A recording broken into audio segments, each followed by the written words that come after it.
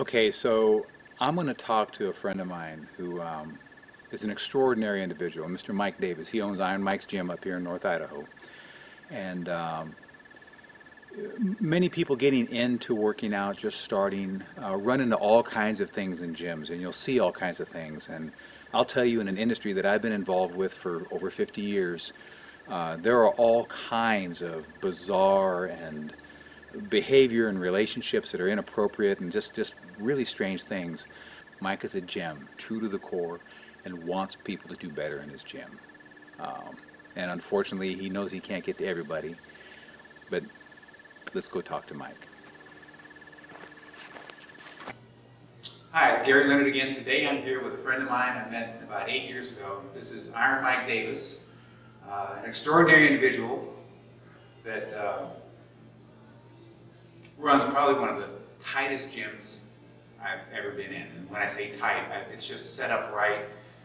Members are all supportive of each other. And my questions today are going to be, one, I'm going to give you a couple of them right now and we'll kind of expand on it. But I want to know how you get people in a community like this tiny little community of a church on every corner, people, get them in here, and then how you get them to change their lives because you had an impact on the community. You know, and I know one of your motivations, this is another thing that makes your gym incredible, is that you truly, from the core, want people to do better when they come into your gym. Yeah, so, Mike, first of all, why don't you tell us a little bit about the gym, how you got started, okay. You know, when you founded it, and I'll probably take a picture of the barn up there. Yeah, so that's the beginning, that's for sure. I got started, long story short, I wanted to be an athletic trainer for football because I wasn't big enough to play, and had my experience with athletes, and I know every athletic program isn't the same, but I didn't have a real good experience, and I didn't feel like I was really contributing the way I like to contribute to this world.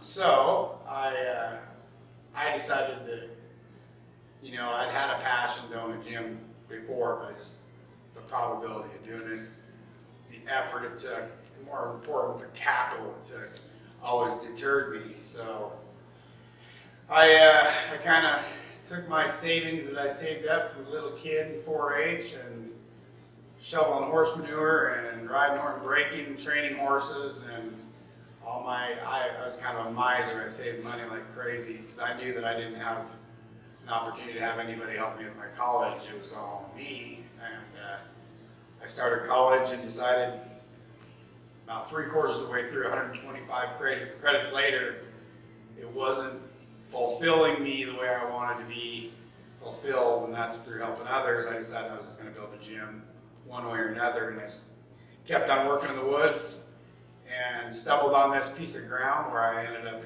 finally building this fitness center. I started out in Grange by accident after being turned down by Everett Bank from here to Spokane for a loan. My original plan was to have a 13,765 square foot facility.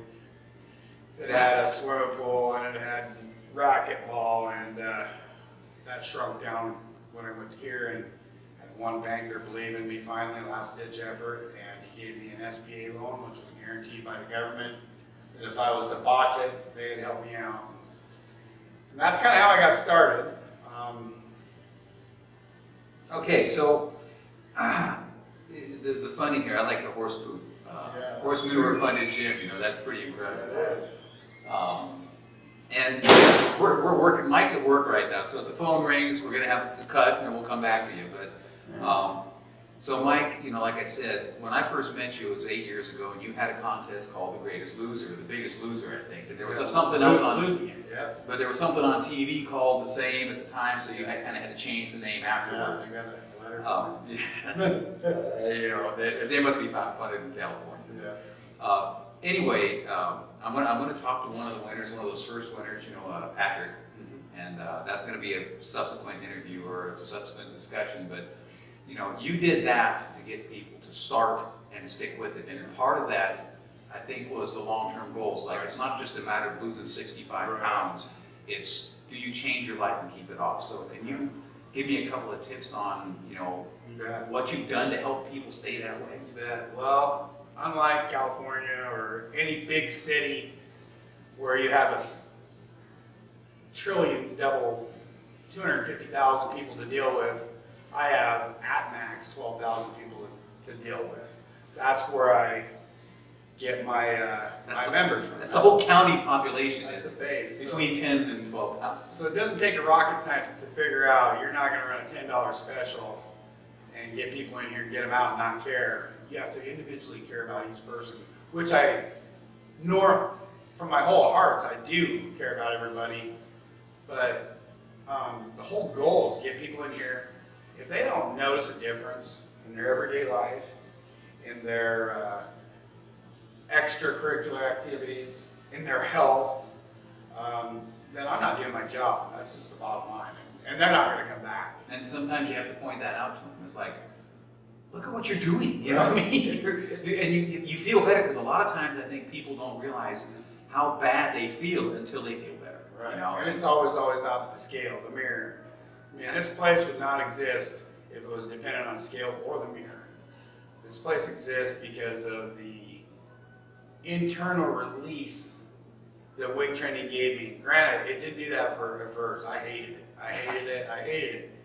But after about 12 weeks, it really took me. I was a pretty depressed kid. When I was younger, I had a lot of issues and kind of was forced into weight training by my football coach.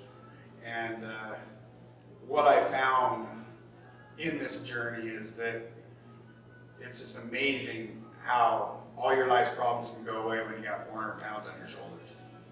I saw that yesterday. It's like, you had 415? Yeah. You're doing those party squats. Yeah. Hey, okay, yeah, so Mr. Back and knees and all that stuff, you're doing 415 pound squats. So, you know, Mike's a bit obsessive as most people that do the things that he and I have done. Mike's also a national fitness competitor, champion. You can't tell, his neck's a little thicker than mine. But you know, I have the background in that too, so that's definitely an obsession. But one of the things that, you know, you were just saying that they don't notice these things. People do things for their own reasons, and you can't really give motivation to somebody. You can just point out things that this is what's going on. So if you're working with a trainer and the trainer's not helping you see these things, you know, that's a bit of an issue. I mean, I see Mike. I've seen Mike working with clients, and he's always high energy. I mean, he's working as hard as they are. You know? We have a lot of fun in there. You know, part of your question, you know, how do you get people to notice the benefits, and how do you get them to stay in here and keep coming and keep beating their heads in the door, pulling themselves through the knot hole, so to speak, is there's so many different things. But most people have a razor's edge. A matter of finding that razor's edge is a whole other game. We talked about earlier, you know, it could be medical condition.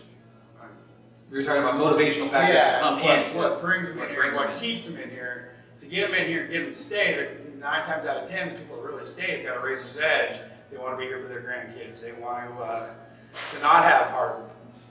Hopefully everybody gets in here before they do have a problem, because I truly believe this will keep you from having problems, heart problems. It does, and it corrects problems.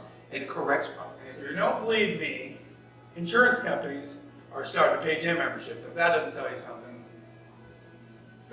it's amazing. They're finally catching on. Good. So Mike, you mentioned a little bit about 12 weeks, like when you were a kid. And just so you know, I worked in a gym when I was like 16 or 17 years old. And we had a 3-month membership. It was $25. And at the end of 3 months, for $50 more, you could get another year. And what we found was most people get jazzed by the end of 12 weeks. And then they would spend that $50, You bet. and then another couple weeks they stopped coming. Because they had that progress, and so the gym really made money on people not coming in. Right. That's not your philosophy here, I No, know that. yeah. You want, when people own memberships, you want them to come in and you want to see them. Yeah. But, so most people, when they start out, and you've seen this 100 times, because they'll come in and sign up and then they stop coming. Yeah. But they come and they get in shape a little bit, that first part, Yeah. but they haven't really got to that point where they've changed their lives. So what do you do Well, I mean, you can tell usually in the first like 5 or 6 weeks that this person's gonna change their life or not. And that's that, and I'm gonna talk to those people in here too, and that's a big goal of mine. What do you do or what can you do to try and, Well, or what, let me put it this way, what qualities do you look for in someone that you, when you look at it and go, this person's gonna change their life? the first one that I know is a no-brainer is if they come in, it just depends on that razor's edge. What's their motivation? If they're doing it for a high school reunion, they might do a little bit. If they're doing it because the doctor said, hey, you had a heart attack, or your cholesterol is you're gonna die, they're gonna go. If they say they're doing it for their grandchildren, that's a little better. They have a purpose, they have a reason. That's one of my reasons, you know. If for the betterment of their life, you can kind of tell if somebody's going to make it or not. And then, providing them where I think a lot of other places, maybe they just don't have time to do it, but fail is one thing. I got these girls that help me a lot because I can never keep up with everybody. But I try to provide them with a program because if they came in this place, it's a small building, 8,000 square feet. Snoopy's dog. And it's got tons of equipment. Snoopy's If dog. somebody came in here and tried to do every piece of equipment, they run themselves ragged. And honestly, the people I'm looking for, when they come through that door, they're scared as heck. It's intimidating. And I try to take that away by giving them a sheet of paper with a simple exercise plan to start. And this is when I know they're going to make it. If they start self-seeking, other than me, if they just keep on relying on me, oh, you got to do this for exercise, you need to do this. You need to start, when I know that they're going to make it, is they start self-seeking information. We live in an era when we got so much information readily available. All you have to do is look. Google, several fitness applications are awesome. Almost makes me embarrassed sometimes to be a trainer with some of these guys, what they got in their head. So when they start self-seeking information, get their own plans going, and start arranging their own workouts, that's the pivotal. I know they're there. Okay. Well, Mike, thank you very much for your time. Fortunately, not really busy right this moment. Fortunately for us, but Yeah. unfortunately for you. But I appreciate it, buddy. Thanks a lot. We'll see you tomorrow.